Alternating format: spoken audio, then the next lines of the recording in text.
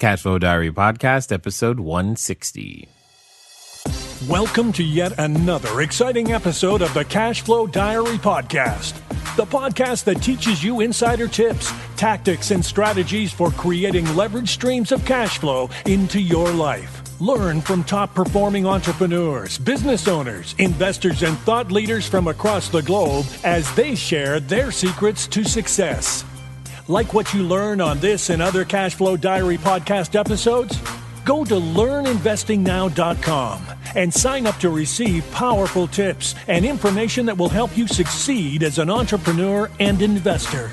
Now, here's your host, investor, entrepreneur, business owner, educator, speaker, author, and master facilitator of Robert Kiyosaki's cash flow game, Jay Massey.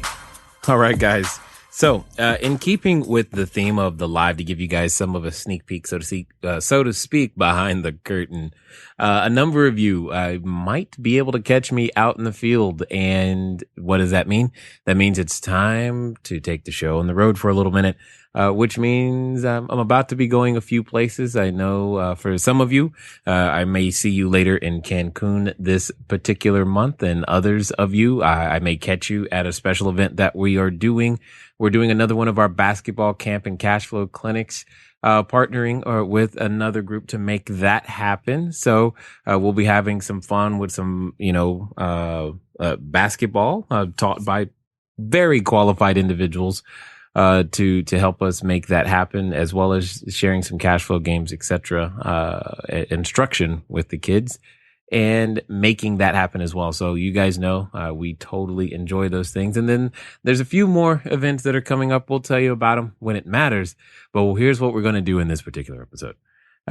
What we're going to do is I'm going to give you an event that I did earlier and see if it can't help you have a checkup from the neck up. Most importantly, making sure that your year we're done with a quarter, right? So we've got to make sure that the year is going in the correct direction. So I think this is the perfect time to remind you of some of the things that you should be doing and still pursuing that you said you wanted to do from the beginning of the year.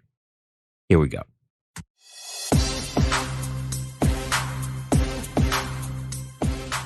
How you guys doing? Great. No, seriously, how are you doing? I still don't believe you. How are you doing? It's a new year. I mean, was the last year that good that this year is already so bad? You can't even be excited about it? All right. How many of you, so that I know, have never, ever seen me before? You have no clue who I am. Oh, this is awesome. This is great. I love it. And how many of you have seen me somewhere before? Show of hands. Okay, hold on. For those of you who have, do me a favor.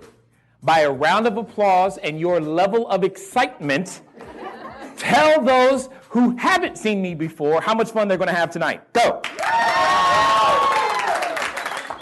Now, those few people were louder than everybody when I said, how you guys doing?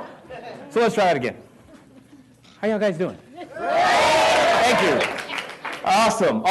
How many of you have ever heard the saying, how you do anything is how you do? Exactly. This is why you want to play at the highest levels possible. Because it's a new year, but it doesn't have to be a new year. I'll just call that a new excuse. A new excuse for you to finally step into the person who you were born and created to be, in my opinion. I think too many times we let too many things get in our way from actually doing what we know, we believe we can do. And I know that that's true because you had the thought. How many of you are willing to admit you've had at least one thought that you I haven't taken action on that in the way that I should? Okay, good. I'm dealing with honest people. How many of you are liars? It's like one or two. So at the end of the day, what my hope is that today I was asked to say, what does it take? And one of the things that I've got to do is, because there's so many of you and there's only one of me and most of you don't even know who I am, which is fine. I've been somewhat incognito. That's great. I like it that way. And I want to just play for you some history, and I've put it in a video because it's faster that way, and give you a framework from where I started from so that you can say, all right, cool. maybe we have a way to actually make this thing happen. So let's go. How I got into real estate, it's rather an interesting story. It's not typical. It wasn't because I woke up one day and said, hey, I can't wait to be a real estate investor. For me and my wife, it was kind of different. A few short years ago, I was a financial planner doing financial planning stuff, and I enjoyed that. I love helping people. That's what I learned from being a financial planner. I also learned that I could take something that is perceived to be complicated and make it simple. Well, that was good. Some of the challenges, though, was that my wife, when she's pregnant, she has a condition known as hyperemesis. And if you've never heard of that, I don't blame you, because I hadn't heard of it until it happened. We were in a situation that we were unfamiliar territory all of a sudden, immediately. It simply means she couldn't eat or drink while pregnant. She almost died a few times, and I was freaking out. And one day, because I was freaking out, I went to try to blow off steam, and I went to play volleyball. While playing volleyball, well, I jumped high, and I landed on a guy's head and punctured my lung. And that made it worse. I have asthma, and I developed pleurisy. Together with the drug interaction, I was unable to walk and talk simultaneously without fainting.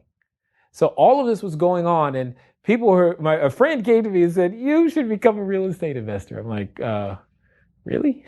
That did not make sense. But I listened, I went, and I'm glad I did. Even the way we started, we had a credit score of 398, couldn't put $75 together, but I didn't let what we didn't have stop us. It was one of the first times I've ever made a decision like that.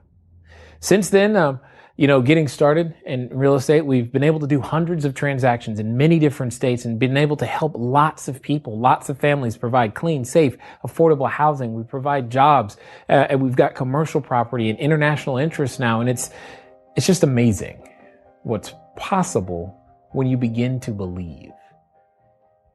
And that's kind of, I think, what I want to say, is that maybe now it's time for you to begin to believe, because you never know what you're going to be doing. You don't know that you could meet the very person that is your role model. You don't know whom you're going to be able to impact. But here's what I do know.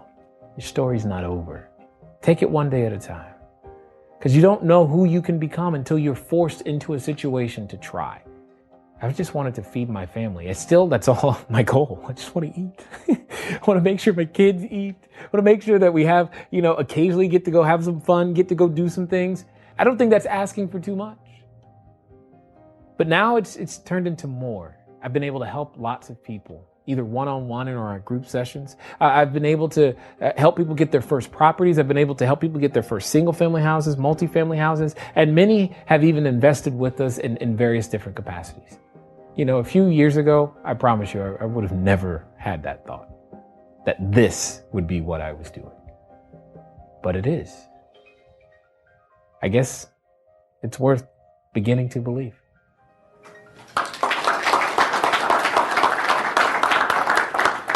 Awesome, thank you.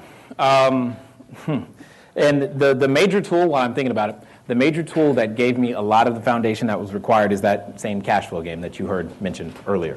Been doing that for a number of years, teaching people to play. I lost track of how many thousands of investors I've taught to play this game. And it's a regular occurrence at my house. We literally have probably right now at least 13 board games at home, just in case a random cash flow game and some friends, come over.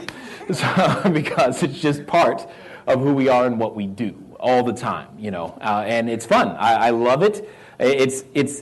I've learned to live it, though, at the same time. If you've played the game, you understand exactly what I'm talking about. Let me cover a couple of things, because there's some basic things people are always asking. How many of you are wondering how long I've been doing this already? Yes? Okay, great, because that's a very common question. June 18th, 2008 was the day that I purchased the very first rental property using a strategy known as Subject to in San Bernardino. It's a property that I still own today. Made a ton of mistakes, and we're going to talk about that here in a second, but that's irrelevant. The point is June 18th. Here's the thing to really understand, is that February 13th of 08, ladies, what is the day after February 13th? Valentine's. Yeah, you want to know what I got my wife for Valentine's Day that year? A foreclosure notice. It was awesome. You should try it. See, if you aim for the bottom, every Valentine's Day thereafter is easy. So that was the day our house actually went to auction. I do live in Orange County at the time. We were living in Anaheim. So off of the 5 in Euclid, if you're familiar with that area, that's where we were. So from there to there is how long? Okay, so there's the answer to the other question. How long did it take you to do your first deal, right? If we have a credit score of 398, how many of you are familiar with the credit system? Okay, excellent, excellent. So by a show of hands, how many of you would say that that's excellent credit? Right, okay. So with a 398, how many of you didn't know they went that low? Right? It's not like we were shooting for the record low, but we hit it pretty hard. Here's my point. Is that, in your opinion, the time to start a real estate business? Yes or no? Yes or no? Yes, no, maybe, I don't know. The answer is absolutely. Can't get any worse. Well, actually, it could go down to 350, but I haven't met any of those yet. The point is, was banks an option? No, not at all. Not at all. And you heard me talk about $75. $75 literally would have felt like a lot of money, all right, at that time. $75. Now, if you have $75, and if you don't have, you can barely squeak by with $75 and a credit score of 398. Is that the perfect situation now? You like cash heavy and ready? You know, all cash closing? You ready for that? Right? You're even wondering where earnest money deposits are coming from? Do you understand what I'm saying? Yeah. Here's my point. Everything that happened to you as well as to me, we're going to call that tonight, so what? Say that with me. So what? We all have an excuse. We all have a reason. I'm too old. I'm too young. I'm too tall. I'm too short. I'm too black. Okay? I've said things like that because I live in Orange County. You know how many black folk there are? Yeah, you're right. You know, especially in my zip code where I live today, we actually moved the needle. Me and my family move in, and percentages of black folk change in that zip code because there's so few. So, is it easy? It's easier when we can see someone else who's been there and done that to say, I want to just do what they did. Make sense? It's much difficult when you're the only one. I didn't grow up in a situation in which people, we didn't talk about escrow and buildings and property, and trust me, it's really difficult to talk to moms now, right? It's just not the same, you know? She's like, 'cause my mom from North Carolina, I know you can tell by my accent.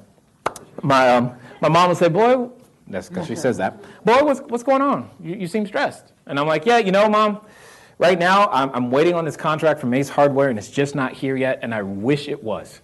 She's like, huh?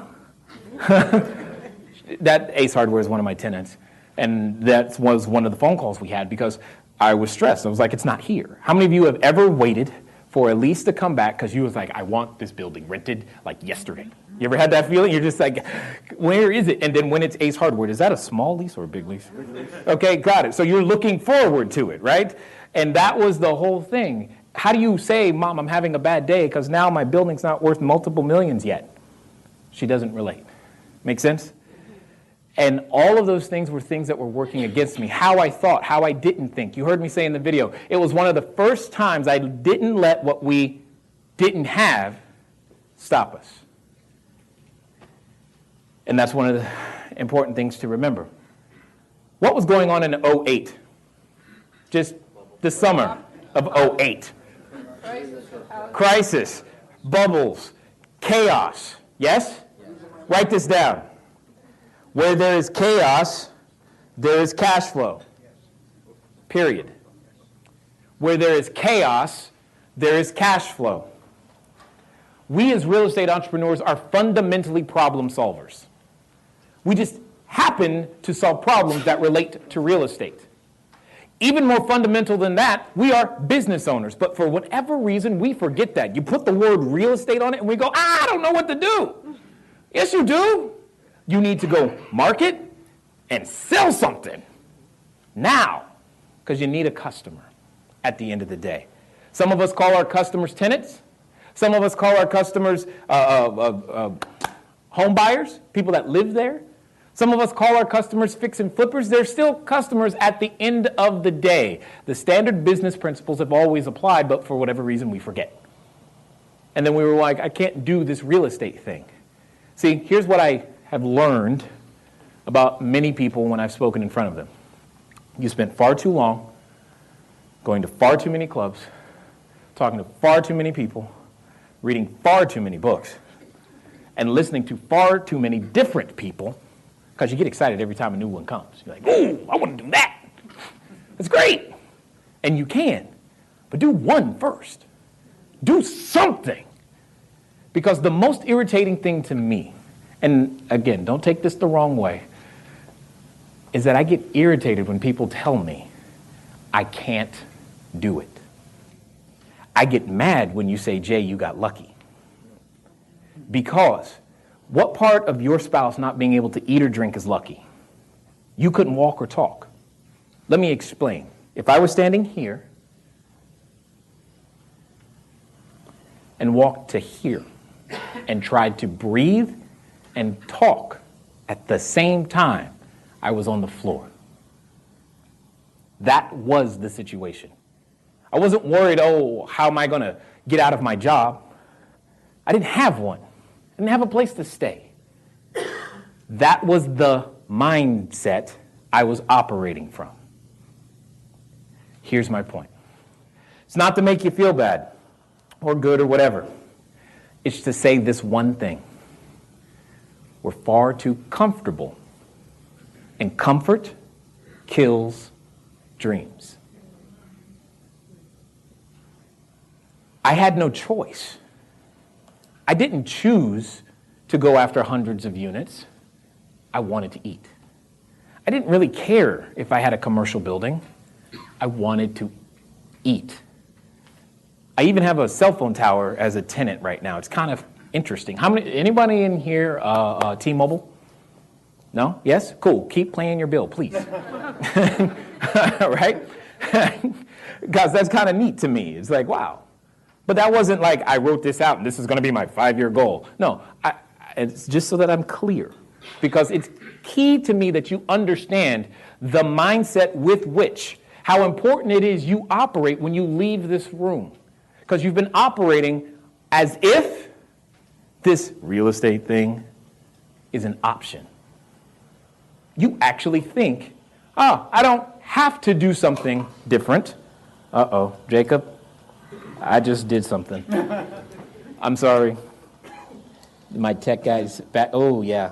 I know I did. I killed the feed. All right, so I guess that explains a lot. For those of you wondering, the guys in the back where we're live streaming, if you have somebody at home that wants to watch, if you think you're like, hey, this might be actually good, you might want to tune in, you can go to cashflowdiary.tv/goals. Send them a text message right now, and they'll be able to watch right there. And then, don't worry, we're going to show you how to...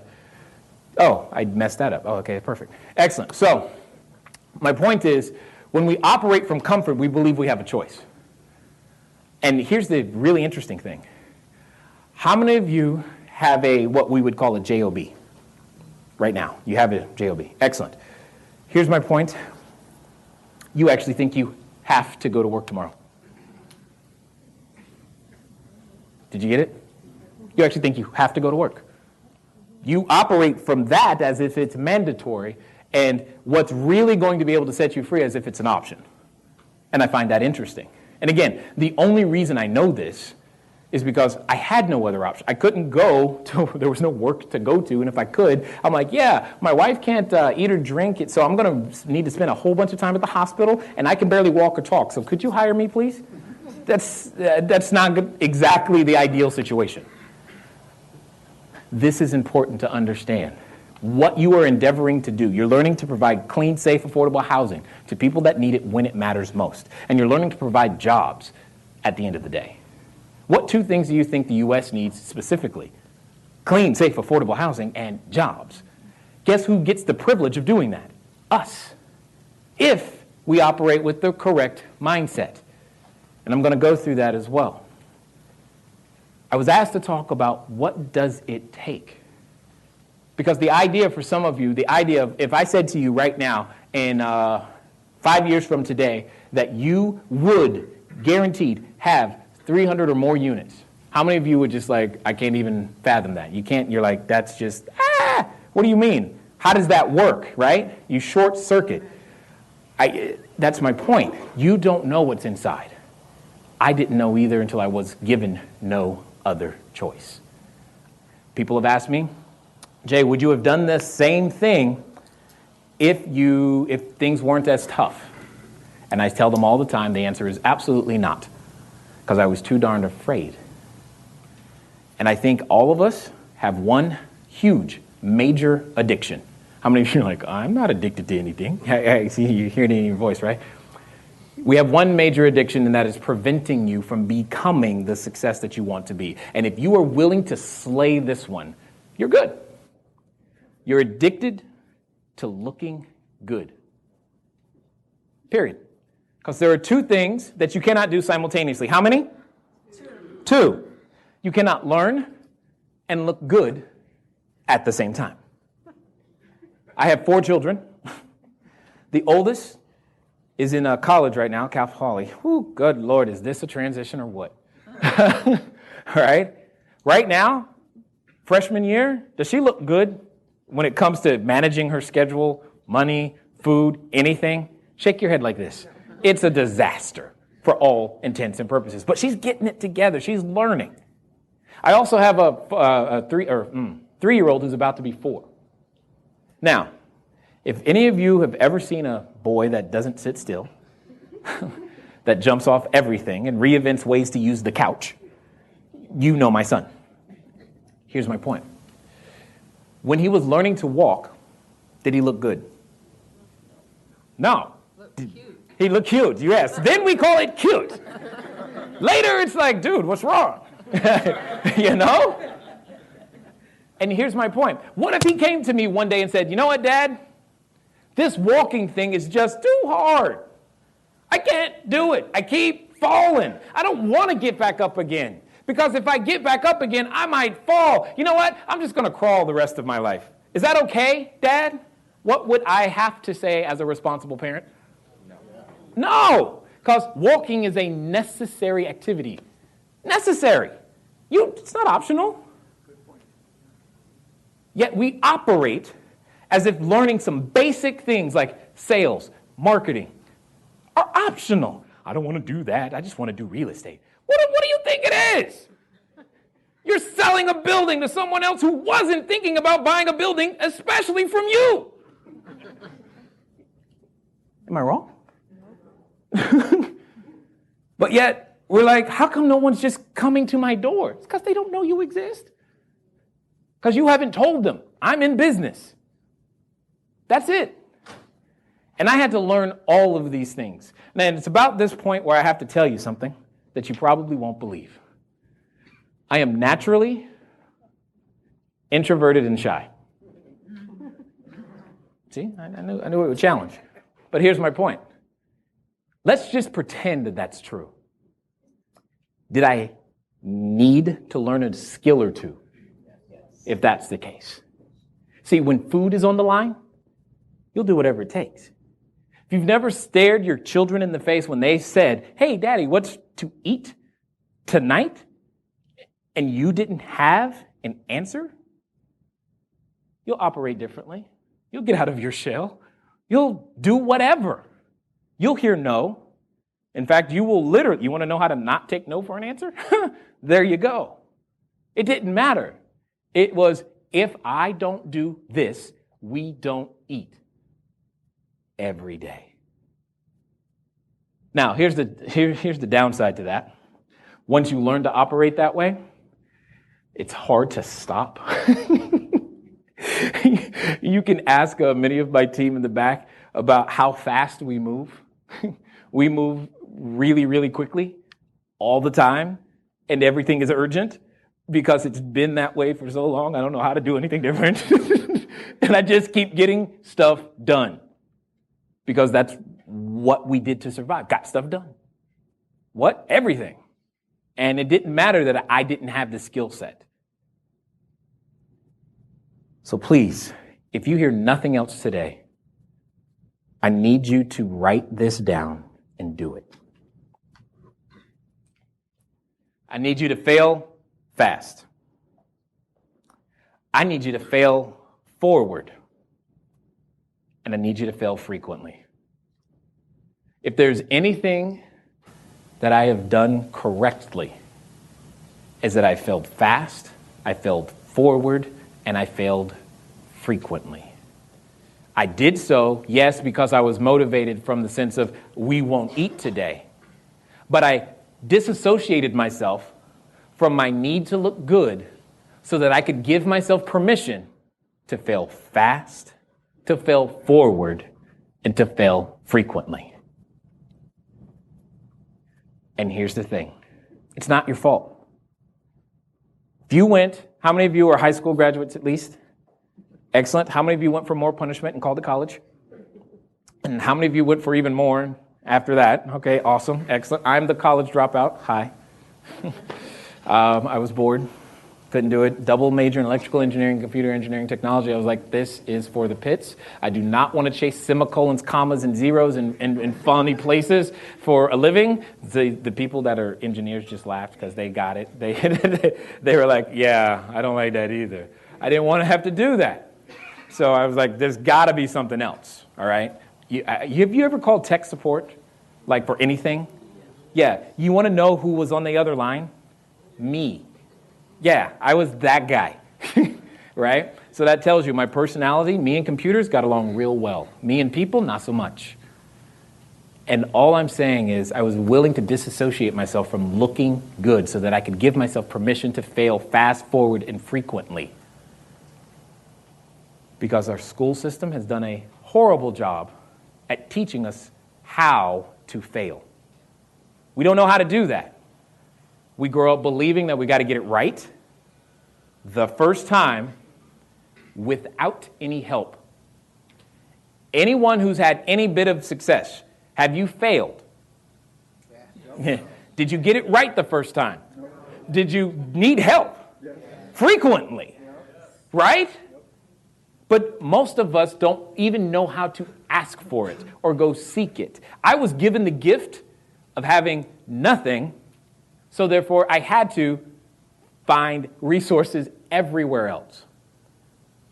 Currently today, we have a portfolio, like I said, it's a little bit more than 300 units, one commercial building, one cell phone tower. We're building a resort with some friends in the Caribbean. And to this point, I've never used a bank or any sort of traditional financial institution. Now, you applaud, but it wasn't because I was trying to be cute and sexy.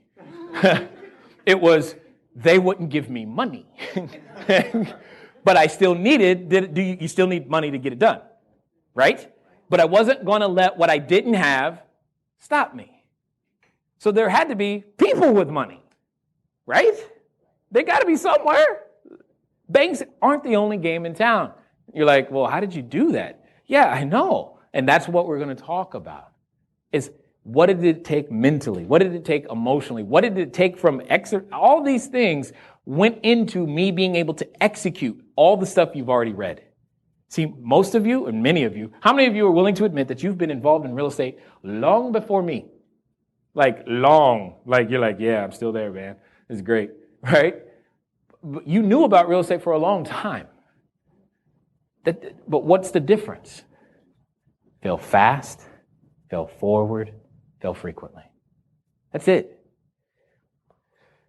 I took everything that we're going to talk about today. I normally teach in approximately 7 hours. And somehow, we just don't have that kind of time. So I'm going to do my best to give you the nuts and bolts of what is required so that this year, 2015, right now, can become the year where you do something that has never been done in your entire family tree. Because that's what happened for me in 2008. My family, and the entirety of my family tree, there have only been 3 households, combined income that ever had $100,000 or more. I was the first person to do that at all. And we did it from June 18th to the end of that year. Not because I was trying to do that. I wanted to eat. That was it. I had nothing else on my mind. Eat. I knew that if I opened my mouth and said it enough times, there was someone out there who would buy something from me. And I just kept doing it. I did not have a website until last year. I didn't have a podcast. I didn't have marketing. I don't know really, honestly, guys, I'm literally learning right now how to place ads. I am a master at networking and referrals like nobody's business. Period. That is what I know how to do. You want to know how to market and raise capital using no money and no credit because you got no marketing budget? I'm your guy. You want to know how to do yellow letters? Better talk to somebody else. Can't help you. Not that. I don't know how to do that. I just know how to get up and get my butt out of the house, because that's where the deals are, outside, and go and make something happen. One of the first things I learned on the way was something called the 4 levels of learning. And I'm going to show you the point where most people quit. And that's the problem. See if you recognize yourself at some point. See, did we just skip something? Got it. One of the things that all of us are in is what I like to call the process of becoming. You're in the process of becoming more than what you currently are today. Call it whatever you want, put a label on it, I don't really care. The point is you're becoming something, which by default means you are changing, which by default means you are choosing to change. The only question is are you resistant to it? Because change occasionally puts us in this place called fear. And here's a secret. It's not that Donald Trump or Robert Kiyosaki or any of those rich dad guys don't experience fear. It's that they've learned how to condition themselves to respond differently to the same fear that you know today. That's it. For example, the habits and actions of an employee say things like, hey, I'm afraid I won't have enough money, so I better go get another job. Exactly. And if you don't have a job, it's like, oh man, I need a job, so I better put my resume somewhere so I can get a, because clearly this next one's going to be different than the last one. But do you get my point? See, that's how you respond. And we're going to talk more about that. One of the things that's the hardest for people to do is take responsibility. And how many of you have probably figured out that I'm not exactly politically correct yet? You figured that out. You're like, yeah, this guy's, he's, okay, good. This one is not going to be any more politically correct than the last thing I said. So here's the thing. I have never in my entire life woken up or met anybody who has said the following words in the morning. I can't wait to aim for the bottom. Have you ever said that? Like ever? I mean, you've been around a while. You've had lots of opportunities to say that, but you haven't. Correct? So by default, that means you were doing your best with what you had, what you understood. I'm not saying it was good. I'm just saying you were doing your best. Which means that the result of your best is what you currently call your life experience, and some of you are dissatisfied with it. And guess whose fault it is? No one else's but yours. Not mom's. Yeah, I know mom had that crazy habit and probably messed you up real good. But it's not her fault. I know they didn't teach you about money and you don't like, yeah, but if this would have, I got it. Yeah, you didn't get into college and all this. I got it. Nobody's fault but yours. That's it. And if you're willing to start there, you can begin to change everything because it's a choice. It's a choice. If you got bad money habits, you feel like you're broke, guess whose fault it is? If you feel like, man, I can't shake this thing, it's nobody's fault but yours. And the sooner you are willing to come to terms with yourself and let that be, the sooner you can begin to make some true change. Now, I'm not going to tell you what car I drive. That way my tires don't get slashed. Does that make sense? Because I know some of you are probably like ready to go like, you don't know what's going on. Okay, I got it. I hear you. I'm not saying the pain wasn't real. My pain was real. But how about this? What if that pain is actually the reason why you should become successful, so that other people who have the same pain have the ability to draw from what you've learned so that they can overcome too? Isn't that a different way of looking at the same thing? That's all I'm saying.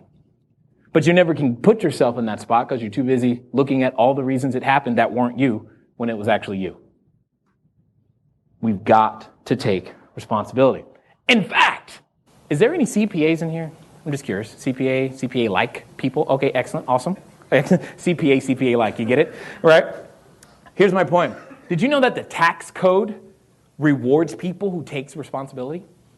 If you were willing to take on responsibility to provide food for other people, you know what you get? Tax break. If you are willing to provide energy for other people, guess what you get? A tax break. If you are willing to provide housing, guess what you get? Tax break. If you are willing to provide jobs to other people who you don't know, guess what you get? Another tax break. And then people have the nerve to get mad at me for providing jobs, food, and energy, and all that. Why? Does the tax code only work for me? It says Jay can only provide.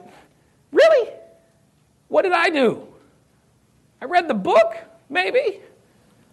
It's no different. And even worse, us as Americans have done a lot of traveling internationally, and we are at a severe disadvantage. So guys, get it together quickly, please. Because then we get upset that other people from other countries come here to the U.S. and then they start doing great things. And we're like, how can they do it? They read the book and realized, oh my God, the rules say if we provide jobs, housing, and well, okay, let's do that. And then we get upset at them. For what? They're the ones who took responsibility. It's not their fault. Do you get what I'm saying? And those are the things that we've got to understand. From that foundation, you can build all kinds of things. Raise your standards and don't accept less. But understand the principle of sacrifice. Sacrifice isn't letting go of something good and grinding it through. It's letting go of something good for something you perceive to be greater, whatever that is. See, when we're talking about the 4 levels of learning, you've heard this before. There's unconscious incompetence. You don't know what you don't know. Anyone know how to drive a manual transmission car? You're like, have you seen one? You're like, yes, excellent. You know how. All right. So you remember the first time you got behind that? Oh, yeah. She's like, doctor trip right after that, right? It was not good. You didn't know what you didn't know. You thought you knew how to drive. You see mom do it all the time. But you get there and then suddenly you're in the seat, right? This is what happens when you go to a seminar. You're like, ooh, that looks good over there. And then all of a sudden, it's time for you to put your name on a contract, and you sweat and you fall apart because you're like, I don't know how to do this. I can't put my name on a contract because what if XYZ happens? You can fill that in with anything you'd like. See, when we're afraid, any excuse will do. And we often grab the one that our friends will justify first and easiest. And if you've got friends that are justifying your excuses, guess what I suggest you do? You get new friends. Now, I didn't say get rid of the old ones. I just said get new ones, right? Who won't justify your excuses that way. Because that's the issue that I'm trying to drive home. All right, so when you move from unconscious incompetence, we end up in stage 2 called conscious incompetence. We now know that we know nothing. That is what we are certain of. We are certain that those real estate guys, those people, they know a lot. I know nothing. But okay, maybe I'll try something and move forward. The challenge with this stage is that it's easy to get into and easy to get out of. If you fail to develop a perseverant character, that's where most people quit. Because it hurts. It hurts to feel stupid, like you don't know stuff. Because you raised your hand in class, you thought you had the right answer, you said it loud and proud, and the teacher goes, no, Jimmy, that was wrong. And then all the people started laughing. You're like, I ain't doing that again, right? And that's where you learned it, right there. When you do that in business, you don't make it. Because you want to get to conscious competence as quickly as humanly possible. Anytime I'm learning something new, my goal is to fail fast, forward, and frequently so I can get to conscious competence as quickly as humanly possible. Because then, at least now, I have an idea of what I need to do. I got to think about it, but I'm able to diagnose and look at my tracking sheets and understand, okay, here's what's going on. I know what I need to do, but I got to think about it, and it still work here, but at least it's not conscious incompetence. When you're at conscious competence, you begin to see the light at the end of the tunnel. You're like, oh my God, the seller said yes! Yay! Can this keep happening? Oh my God, what if this happens again? What if this happens again? Because see, that's what happened to me on June 18th. I was going around, and here's the phrase that I was saying all the time. Come to groups like this, and I was like, hi, my name is Jay. I'm a wholesaler. What that simply means is that I buy property at a discount and I sell property at a discount. What type of investing are you looking to do? That's it. That's my entire pitch. That sold houses, that raised capital, that helped me buy houses. That's it. Taught lots of people to use that, and guess what they're doing? They're selling houses, buying houses, and raising capital. Same phrase, still works. And then finally someone said, oh, I don't want to buy any houses. I got something I want to get rid of. Really? Tell me about it. See, I knew enough that I didn't know what to say, but I knew a lot to ask. And too many of us are too afraid of, what do I say next? It doesn't matter what you say next. It's what you ask next. That's important. And that got me to the point to where we got a deal done. And I was like, whoo, this is awesome. And you know what happened 3 weeks later? I did 11 more. Because no one told me there was some limit. I could do as many as I want. Really? How long has that been true? Oh, well, why? How come there wasn't a class on this in high school? No one said that. Many of you still think you have to actually wait 30 days for escrow to close. Why? I mean, there are so many things like that are just crazy. And then you get over to unconscious competence, and now, for whatever reason, you get in the stick shift, you just drive. Now, if I ask you your name, you respond. Now, if I said tie your shoe, you're like, yeah, I know how to do it, but I'm so fancy now, I don't wear shoes that have laces, right? You know what I'm saying? You know how to do these things without thinking about it. All of those things are things that get in the way, and I want to highlight the most dangerous 3 words on the planet. I know that. I already know that. Typo. I already know that. As soon as you feel like you already know that, you're lost. You're done. Because many of you, here's the thing. This has just been my philosophy for a while. So long as I learn one thing, I don't care how far I had to travel. I don't care how much money I had to pay. I don't care how long it took. As long as I get one new idea, just one, it was worth it. That's it. That's all I'm after. One new idea. And as you continue to go through these stages, as I said, you got to fail fast, fail forward, fail frequently. One of the simplest exercises that I teach anyone who's learning to wholesale. Anyone here learning to wholesale? Here's what I want you to do. In the next 72 hours, how many? 72. And how long is that? From when?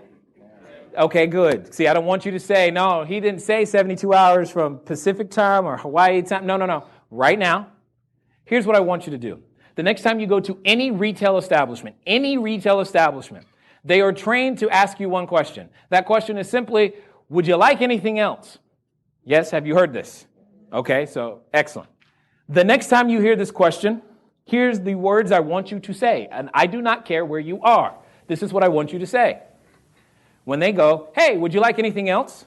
Your answer is, yes, a 10% discount, please. That's it. That simple muscle is the key to learning how to wholesale. Ask. Open your mouth and ask, especially when it feels uncomfortable. You'll be surprised at what happens. Because we always get stories when we're teaching our students to do this. They're like, I cannot believe that worked. All I did was ask. I'm like, that's kind of the point. Just ask. If I can't get you to ask for a 10% discount at Starbucks, you are never buying a house. I mean, we're talking $495,000 or $495,000. The same skill set, just more zeros. right? But you put all this pressure on yourself and you can't ask it when it really matters. So I'm trying to get you used to building. I mean, like, anyone here like religiously go to the gym? Yeah? Where are you? Yeah? You go to the gym all the time? No, well, you're Californian, so I assume. But here's my point. Do you start out with 500 pounds at a time? 200? How about just the bar? Right? You start out with just the bar. This is my same point. Just ask for, 10% discount. I'm telling you, it'll work magic. You'll be like, I cannot believe that worked. I want you to do this until it annoys your spouse and friends. When your friends start saying, will you please don't do that anymore, now you have learned it. Until then, you've just dabbled.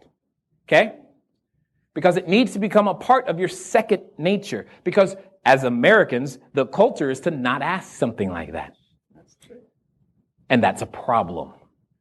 You go outside the U.S., you go wheelers and dealers everywhere. It's awesome. I get excited for it, right? But in the U.S., it's not the case. But I'm telling you, you're like, what does this have to do with real estate investing? Everything. Because you don't ask. Simple things like that. You've got to, because we all want to be right here. We all want to be in that zone. You don't even have to think about it. You just know how to do it, right? We all want to do that Michael Jordan thing or that Kobe thing. Or we all want to do that. Just like be able to, well, how did they get there? They failed fast. They failed forward. And they failed frequently. And they called it practice. All the time. How many of you are deathly afraid of speaking in public? You're like, please don't make me do that. Okay, great. Get over it. Because, and do you know, here's another one that I think is interesting. Because when you were little, mom said don't talk to strangers. Right? But what does a business do? Talk to people we don't know, otherwise known as strangers. Right? That's kind of funny to me. But mom said, is mom right? That was right then. But is she right for you now based upon what you want to do? Probably not. But yet you're still operating by rules long ago. And you're wondering, how come I can't be successful? It's because you're operating by the wrong rules. And that's the issue. It takes time and commitment, and most importantly, this is one thing most of you haven't made, but you think you have. You think you've made a decision. You actually think you know what that word means. See, there are many forms of this word scission. There's a decision, there's a precision, and there's an incision as well. Incision is to cut into. Precision is to cut before. A decision is to cut off. And you think you've actually made one. Let me illustrate. I'm going to turn to the left. By turning to the left, what have I cut off the option of being able to see? Right. Everything to the right. I'm focused on the left right now. I don't care what's going on back there. I'm focused right here because that's what's important to me right now is right here. If there's noise going on back there, it's irrelevant because my goal is over here. Whatever that is over there, I don't care. It could be great, shiny, people having a party, awesome, but my goal is over here. Let me tell you how this shows up. You're going to go home and say, I'm excited, I want to do real estate. Your goal's over here. CNN, constant negative news. It's going to be over here. And they're going to say something, and you're going to hear it, because they're going to say the words real estate. And real estate now is on your reticular activator. You're going to hear it, right? How many of you have ever been like in a busy store, busy restaurant? Someone says all the way at the back of the room, real estate. And you're like, what? Where? Yeah, that. Exactly. And you're going to listen to him. That's the problem. You're going to listen. And then you're going to waffle between two opinions. Because you haven't made a decision. You haven't cut off the option of not going down that road. It's still available to you. See, my options were cut off. I had no other choice. Does that make sense? You are still operating as if you have a choice. You think that your job, your 401k, your IRA, or whatever it is that you're currently using for your retirement plan is actually going to be enough. You actually think I don't have to become more financially intelligent. Because why? Why bother? I work hard. Yeah. See, one of the things I was gifted as working as a financial planner in Orange County, is there any money in Orange County? Shake your head, yes. Okay. And I had clients in LA County that specialized with nurses, airplane pilots, teachers, firemen, and others. But my point is, that's definitely lots of doctors. The one thing I saw is that anyone who did not own rental real estate had no shot. Period. I'm talking to a lot of people. They had to have rental real estate in order to have a shot. Period. It was clear cut. It was like, you got real estate? Yeah, okay, cool. You got a shot. You don't? Ooh, you might want to get some real estate. Make sense? And you're still operating as if it's pre-1971. And I say that specifically because of the way money works. Because you think what's in your wallet is actually money, and it's not. And that's the problem. Having the wrong foundation forces you to make the wrong decisions. And that's a challenge. Now we're going to talk about the cash flow quadrant, because here's something else that you haven't learned that you need to know. You've seen this before, yes? Who has not? You've never seen this. Excellent. Okay. This is the cash flow quadrant. There are 4 basic ways. How many? 4 basic ways in order to earn money inside a capitalistic society. And yes, despite claims, we still are. All right? Here's my point. You've got E, the employee. They trade time for dollars. It's a direct one-to-one relationship. You go to your job, you get paid, etc. You come home. Awesome. Sounds great. That's the E. The S is the self-employed or small business owner. This is the person who has some specialized skill. They go, ooh, I went to extra college and I got a specialized skill, and now I can go out there into the marketplace. That's great. The challenge is they have no system, because they are the system, and if they get sick, they're still dead and done. Okay, B is the business owner. This is where things get fun, because this person owns and controls the means of production. The means of what? Production, producing a product or a service without them being present. That's awesome. I love that. And then I is the investor. You know the interesting thing to me? What investors do is they have their money go out and they want their money to come back with more friends. That's it. That's what they're looking for. But watch this. The employee, who do they look for? What do they need? They need business owners to provide them a job. Interesting. The self-employed person, let's call this the lawyer who's out there looking for the biggest and baddest clients. What is he or she looking for? The business owner. This is interesting. And the investor. Now, typically, they don't necessarily want to do the work. They just want their money to go out there and come back with friends, right? So what are they looking for? They're looking for someone who owns or controls a system that has the ability to produce more money. Who might that be? Wow, I find this interesting. Everybody is dependent on that one person. But who are we taught to be? I find that also interesting. And when you graduate, did you go to an entrepreneurial fair? Is that what it was? No? I mean, let me ask you. You were in economics. Basic supply and demand, right? Very basic.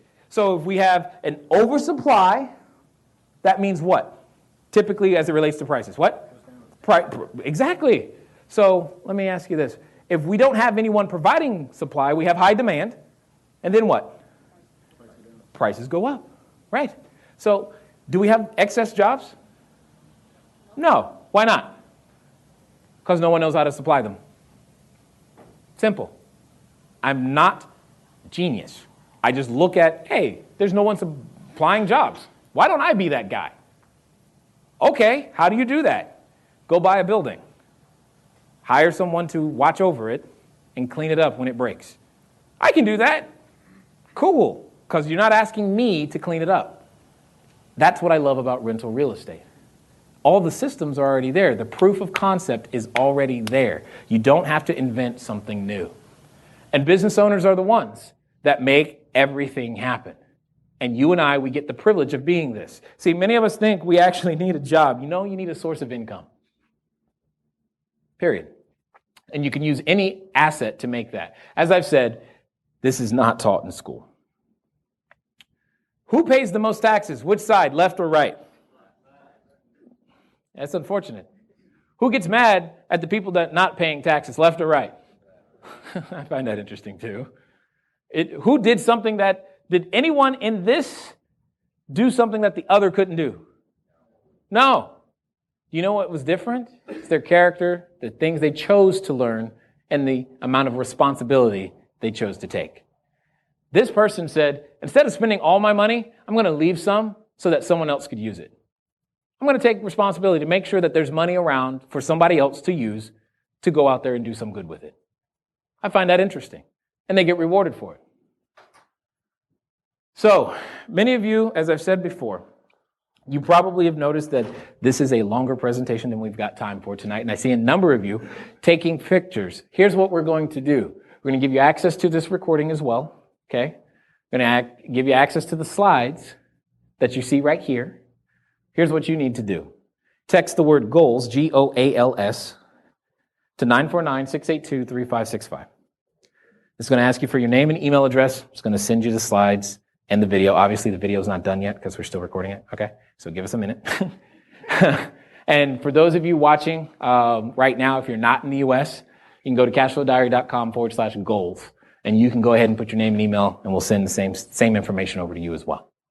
Okay? That way you can focus. At the end of the day, I care that you get these concepts because from operating from this space, does real estate investing suddenly look different to you? Yes? Yeah, I hope so. Because you're on the path to becoming. I'm going to share with you the 8 steps. How many?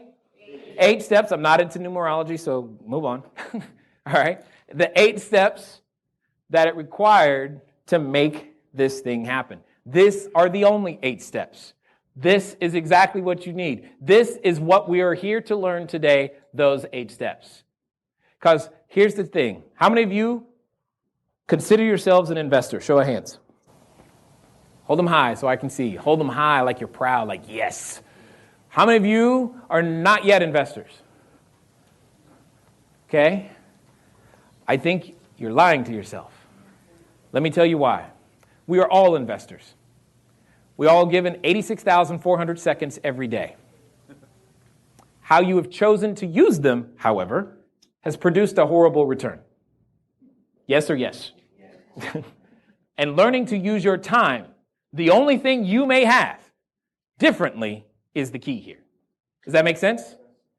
Without this fundamental understanding, that's why I did all of that other stuff to say this one thing.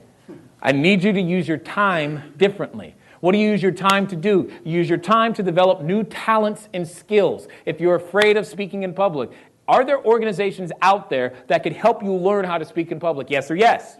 Yes. What's name one? Oh my God. And they're hard to find, obviously. Right? God, they're not even, it's just barely $100 a year. If you ever go to Starbucks like 4 times, you're there. Right?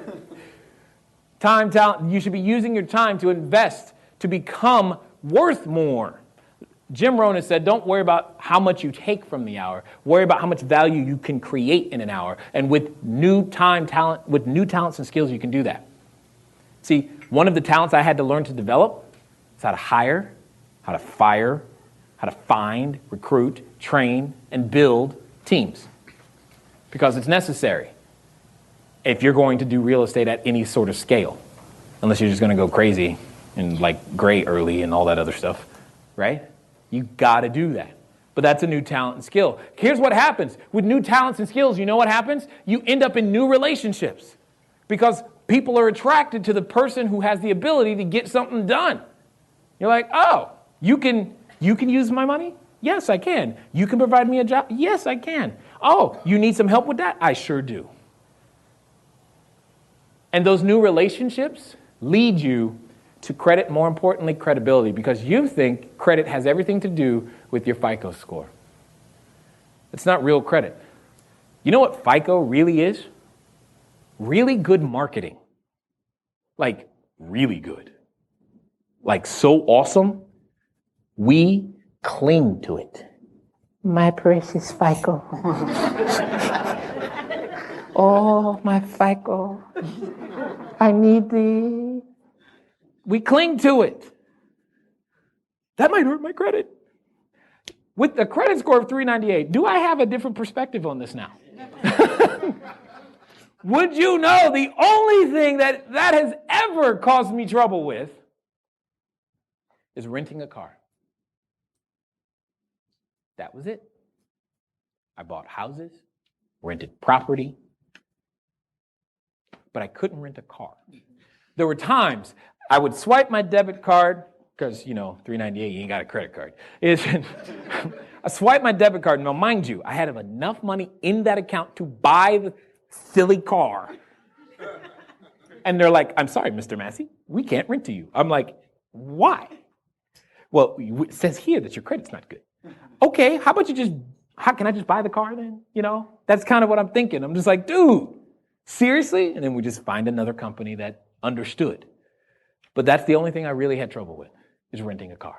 Everything else kind of operated as normal and on cash. It was awesome. It was kind of interesting. But I wouldn't have known that because my precious FICO. I need my FICO. Why? For what?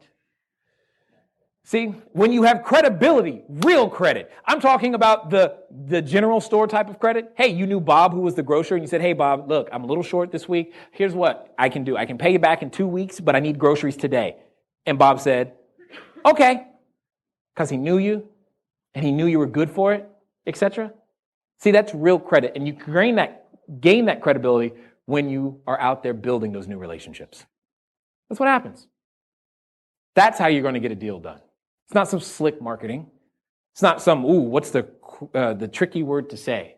What is the escape clause that I need? What's that contingency clause? Subject to inspection? How about that one? It's good enough for me. Doesn't need to be much more than that. Okay? Then, once you have gained credibility, then and only then do you get access to someone else's cash. I'm looking for something very particular. Give me a second. Does anyone have a bottle of water? A bottle of water. I need a bottle of water. Excellent. Excellent. How many of you have ever drank this bottle or a bottle with this label on it? Ever. How many of you have ever drank a bottle with this label on it? Ever. Okay, so when you purchased this water, you said, hey, what's in there? You're like, I don't know about this one. Well, maybe this one. Right? You inspected it, right? You did a chemical test, didn't you? You wanted to figure it out to this nth degree. You weren't going to consume this. You want me to buy this without knowing everything about it? How many of you did that? What? What's the problem? I think you probably already get my point. That's the problem. Is that these brands have credibility with you. You just bought them. You didn't care. You don't know what's in it. You really don't know. They just says water. We hope it's water. Doesn't vodka and water look a lot alike? I'm just saying. So my question to you is, why did you buy it? They had credibility with you. You liked them. You trusted them. How the process with which they put the water under contract didn't matter. You just bought the water because you were thirsty. You had a problem, and you knew that they could solve it for you at a price you were willing to pay. Man, that sounds like a real estate transaction. And how much does that have anything to do with your credit, FICO score? None. At all. Zero. Are you capable of solving someone else's problem? Yes. Yeah. That's all I'm asking. And if you can solve it for one, can you solve it for two? And if you can solve it for two, how about 20? How about 200? At what point is there a limiting factor? It's all about systems at that point and scale. Now, I've forgotten whose water was which.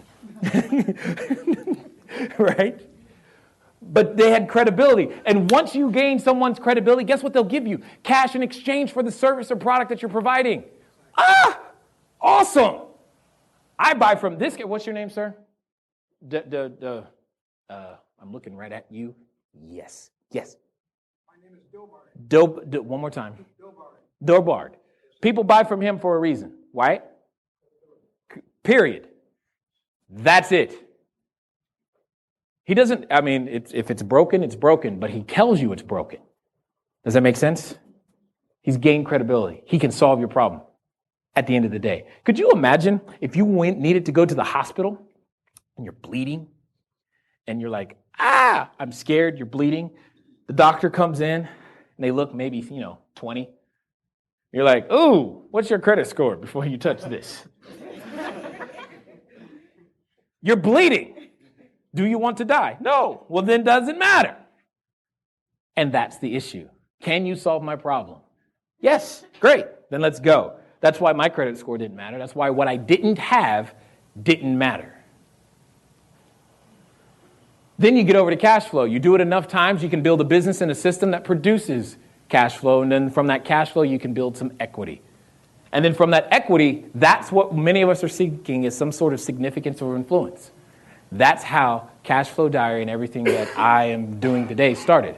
I got to a point where we had about 117 units. I got very, very bored.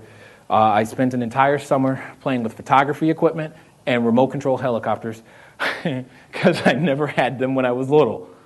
And I'm like, I'm bored. I need something else to do. And I got depressed. What am I going to do? Because the interesting thing is, when you're, at the time I was like 37, I'm like, all my friends are at work. And I'm like, what am I going to do? Who am I going to hang out with? What am I going to, you're like, you can only pay for dinner so many times.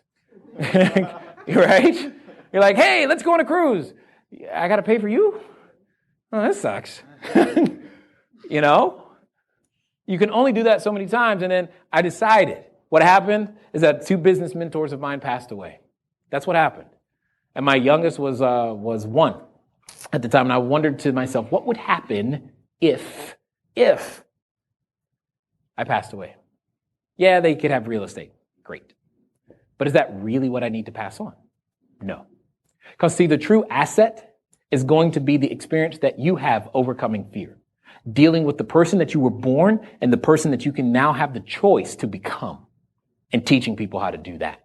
Document that process. And that's where CashFlowDiary began.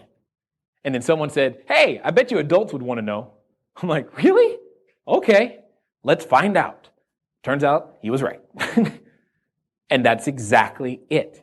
This is what I do on a daily basis. This is how I do it. This is the mindset I operate from within so that I can get to higher levels of significance and help. I am here for this one person. There's one person in this room who's been quiet. I don't know who you are, but I know you're here.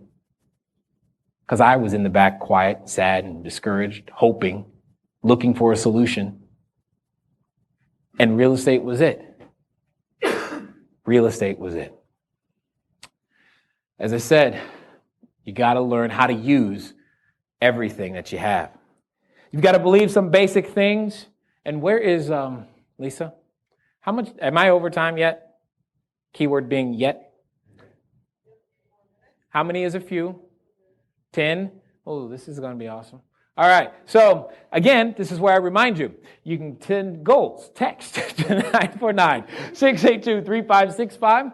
And you can go to cashflowdiary.com/goals. You'll get a copy. We have a pre-recorded version of everything that I'm going through right now. You'll have access to this as well as the slides. So you'll be able to get those as we go. So if I don't get a chance to get something, you'll still get it. Does that make sense? I'm trying to make sure that I can help. You must believe 4 basic things. How many? 4 basic things. And they are, 1, that you are offering the absolute best you can to the person whom you are dealing with, period. Yes, there are other options, but you are still giving your best. And that needs to come across, and it comes across only when you are convicted that you are giving your best. There may be other options, but you realize you don't always have to be the quote-unquote best option to get the deal done? Because clearly McDonald's makes the best hamburger, right? What? They don't? But they sell a whole lot of them. That's all I'm saying. You don't have to be the best option. The other thing that you've got to learn to do is find out what people need. How many of us have a need for water? Like you just can't like live without it, right? There's no option. They need what you have. It's one of the reasons I love real estate.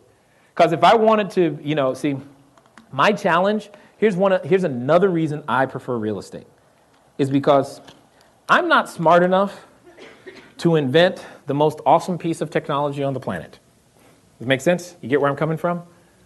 That's just not something, my mind does not work that way. I don't know how to do this.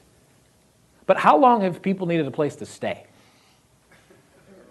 That's a really long time. And write this down. People need a place to live, work, lay, or play. And eventually, it'll all make sense to you because you need a place to live. You're going home tonight and you have a place to live, right? Excellent. So that makes sense. But what about a theater, a movie theater? You know what that is? That's play real estate. The place where you work or go to businesses, Home Depot needs a piece of real estate. In my case, Ace Hardware needed a piece of real estate. They needed a place to house everything that they do. That's kind of cool. And then lay. How many of you have figured out that at some point, you will no longer be alive?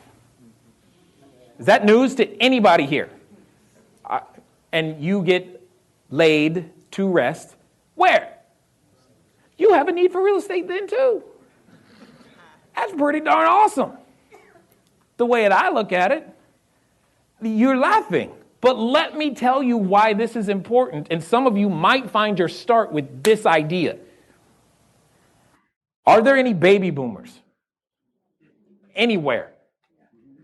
They've begun to retire, yes? So that says something for the stock market that you need to be paying attention to. But let's talk about the real estate play as it relates to the baby boomers. Because at some point, will they no longer be alive? Yes, at some point. So how many of you right now are putting together a strategic marketing plan to buy all the funeral homes and burial plots on the planet? Because will they need them? You see, he's smiling. He's like, I didn't think of it like that. When do you buy the business? When it's performing horribly. You don't wait till all the customers get there. They're coming. They can't avoid it.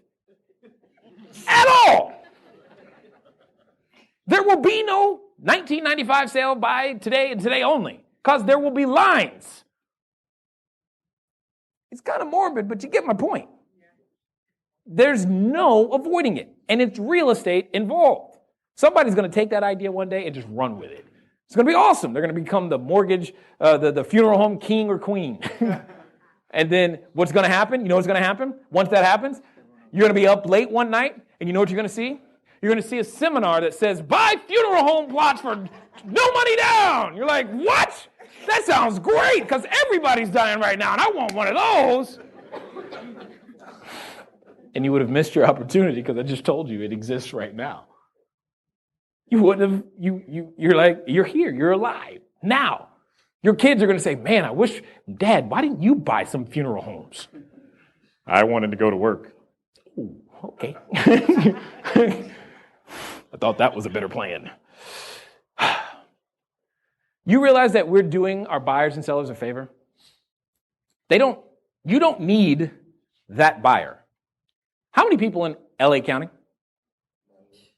How many? 12 million. So that buyer is really that important that you have to chase them down on their voicemail 12 times a day? That seller? Seriously? There's only, 11 million more to talk to, because you haven't talked to all of them yet. Here's when you can tell me real estate doesn't work. After you talk to all 12 million people, and you asked all of them to buy from you. When that has happened, please call me. I will come and help you out, because there's clearly something still wrong. But if you haven't done that yet, you do not have my permission to quit, because you probably haven't actually started. You talked once, got your hand smacked, and you stopped. Fail fast, fail forward, fail frequently. You also think that you're the one losing, and you operate from this position of, oh my God, if I don't get this deal, it's over. No, it's their loss, not yours, if they don't do business with you. Why? Because they don't get to deal with the awesomeness that you are. You're like, I don't feel so awesome right now. Doesn't matter. You were fearfully and wonderfully made. That's what I've read. And therefore, you're awesome. And they get the opportunity to meet you and deal with you because you're going to do the absolute best for them, aren't you? Yes. Your best, and that's all that matters. It's their loss. There may be a better deal, but it's still their loss. Because again, does McDonald's care that Burger King sells hamburgers? Not really. Not at all. So, here's some homework. These are normally done as assignments that I give, and when you go and watch the videos, etc., you'll see. You need to write down some reasons, because here's the thing. I can tell you today, but unless you do this work, nothing will change.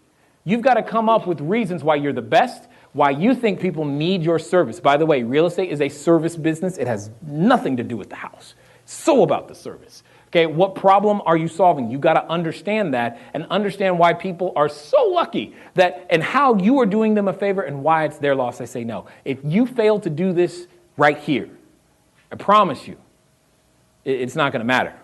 How many of you can't stand objections? You actually think they exist. You're like, I hate getting objections and being told no. Here's the point.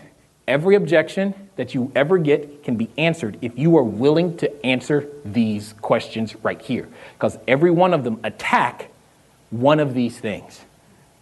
The customer is saying, I don't believe you're the best. I don't need you. You need me, etc., etc., etc. But if you do the work and answer those questions, you'll never have a challenge with any objection.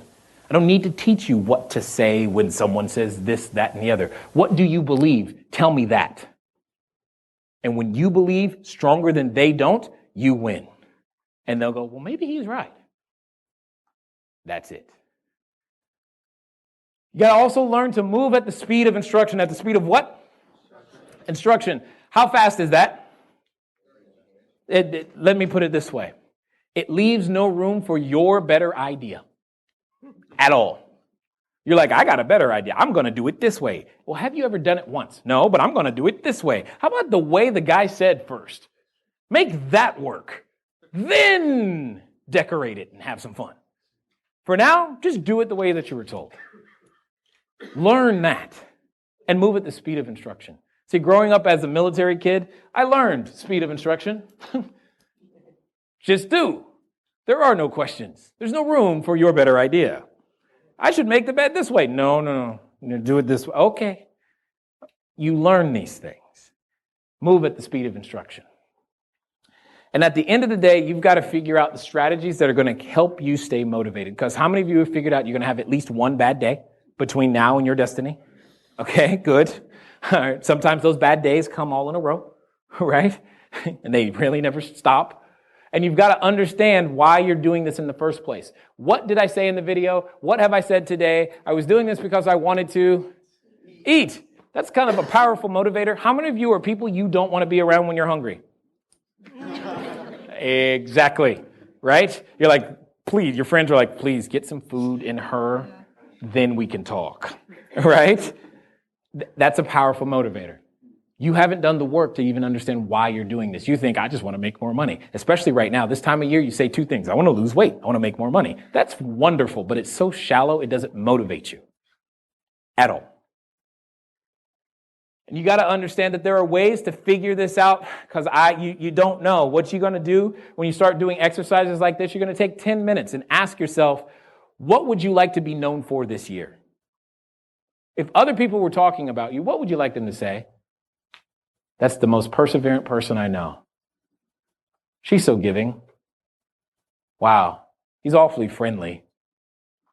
He's the most politically correct person I know. No one is ever going to say that about me. Right? That's what you want to think about. Then you want to also think about what would you do? Because here's my permission. I'm giving you the permission to do this. If you knew 100% that every offer you wrote got accepted, every person you asked for money said yes, if you knew without a doubt that that was going to happen for you every time you opened your mouth, what would you actually dare to do? What would you actually dare to do? See, when I ask myself that question, I start saying, well, I'd build a resort. Oh my God, it's a lot of work, guys. What if? But I give myself permission to think beyond the reasonable and rational stuff that we tell ourselves we actually could do. Well, if I did it this way, I don't care about how. Just go there and give yourself permission to do that. What would you have this year if you knew you could not fail? It's not an option. It's no longer possible. Everything you did. I'm going to walk on water. Great. Now, there's only been one person who's ever done that successfully. Well, two. But you're not him or either one of them. But you get my point. And then here's what you're going to do. You're going to order that from smallest to the largest, the things that you consider small all the way to the largest things. For example, some of the things that I put on my list the first time I did this is that I said I wanted to have Guitar Hero with wireless guitars and play it all day. Yes. Who's with me? How many of you like it? Thank you. See, I know you're like, hey, it's Guitar Hero, man. That's awesome. Well, I still have the drum set right in my living room right now. It's awesome. It's great stuff. Got to try it. Whatever you consider, it's about you, not what your friends think. What do you think? And you got to put dates next to them. Yeah, you're making commitments here. And you got to understand that there's a dollar cost to them. I don't care if the only thing you want to do is free Willy. Freeing Willy ain't free. Make sense? It costs money. If all you want to do is save and hug trees, great. It costs money. It's got to come from somewhere. And you need to figure out how much it's going to take to make those things happen. The whole thing that I've done for you today, I hope, is to give you clarity. Because with clarity comes power. The power to do two very amazing things. Decide and act. That's what I was given. Clarity. There could be no muss, no fuss about it. I was clear. I need to eat. Period. If I don't do this, learn to speak, learn to write an offer. Guys, you got to understand, my first transaction, it literally went down a little bit like this. Hi, my name is J.A. I'm a wholesaler. What that means is that I'm looking, I buy property at a discount and I sell property at a discount. What type of investing are you looking to do? I'm not looking to sell or buy any property. I got something I want to get rid of. Oh, great. Tell me about it. Awesome. Well, cool. Here's what I will do. I'll buy that from you. Yes. I had no idea what that meant. Okay. She said yes. Now what do I do? Okay, great. They say I need a contractor. You ready to sign it? Sure. Here. She's like, it's blank. Great. I'll be right back. What do I put my name? All right. Thank you. Awesome. Okay. Here you go. She's like, all right, thanks. And then I go, okay, I got the contract. Now what do I do? This is coming back to real estate groups very similar to this. I got the contract. What do I do? Well, you need to open escrow. Okay, cool. What's that? I know how to open a book. I can touch one of those. If you've never opened an escrow, you don't even, what's that? Where do I go? You don't know how to open escrow? Why would I? I've never done it. You know how to pole vault? Why would you? You've never done it. And they tell me, oh, you have to go to this person to open escrow. Great, no problem. I go to the escrow place and open it. And then I stop. The escrow lady comes and calls me. Are you going to close this thing? Close what? Escrow. Oh, how do you do that? You've never closed escrow before? No. Mind you, this is a subject to transaction I'm doing. Is this actually low-level stuff? No, I just knew, hey, take over payments. Sounds good to me. Let's do it that way. I let it be that simple. And she's like, okay, she was a nice lady. Walked me through it. Here's what you do. Okay, great. Thanks. Are we done? No, the other person has to sign it too. Okay, when's that going to happen? Understand, I didn't know. And then later, I end up with the deed to a house, full well knowing I'm squatting in bank-owned property on June 18th, 2008. I'm like, but Mom said that you can't buy a house if you have a foreclosure, but I'm holding the deed. This isn't supposed to happen, but I'm holding the deed. And I was willing to do that. Now, mind you, in that example, did I look good? No muscle. He's like, no. Glad I'm not you. But I had to eat. And that's the only thing that was on my mind. They say if I follow these steps, eventually a check will come and I can eat. Okay, I'll trust you because I got nothing else. And I let it be that simple. With clarity, you can do two things. Decide